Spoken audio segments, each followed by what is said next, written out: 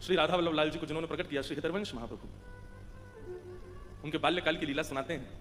वो कहते हैं कि महाप्रभु जी तो वंशी के अवतार हैं। तो जब आपके पूज्य पिताजी महाराज अपने ठाकुर की सेवा करते थे तो छोटे से श्री महाप्रभु जी हरिवंश महाप्रभु दूर खड़े होकर के देखते थे। उनकी इच्छा होती थी कि मैं भी सेवा में जाऊं, लेकिन छोटा बालक जानकर के पिताजी दूर रखते थे, लड़ते थे पिताजी से, मुझे भी सेवा का अवसर दीजिए। कभी जिज्ञासा करते थे मुझे भी सेवा करनी है ठाकुर जी की। तो उनके पिताजी दूर की सेवा देते थे, समीप की सेवा नहीं। दूर की सेवा कैसे? कभी कहते ठाकुर जी झूला पे विराज रहे हैं, ये लो डोर पकड़ो, दूर से झुलाते रहो ठाकुर जी को। और जितनी सेवा मिलती थी महाप्रभु जी उसमें बड़े प्रसन्न होते, चलो जो मिले मिल तो जाए।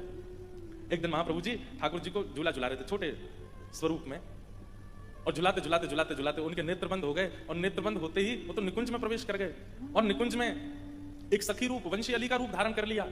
और वहां पर क्या देख रहे हैं कि स्थिर स्थूल मूर्तिमंत ठाकुर जी नहीं है, प्रकट ठाकुर जी हैं। अपने हाथ भी हिला रहे हैं, अपने पांव भी हिला रहे हैं, अपने नेत्र भी मटका रहे हैं, किशोरी जी के गले में गलवैया देकर के खूब सुंदर सघन कुंज में विहार कर रहे हैं।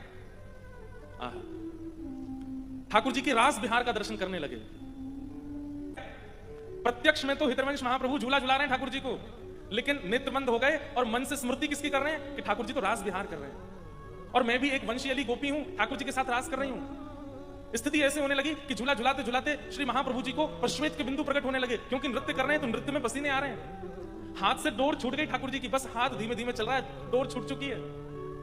अब इतनी सुंदर लीला है महाराज।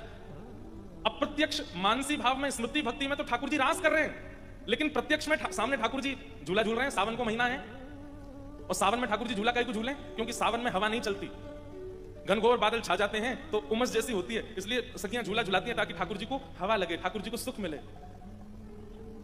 सामने झूला पे बैठे बैठे ठाकुर जी किशोरी जी तो कहने लगे, हे श्री जी, हे श्यामाजू, मुझको तो बड़ी गर्मी लग रही है, ये हरिवंश बालक तो झुलाई रहे हो।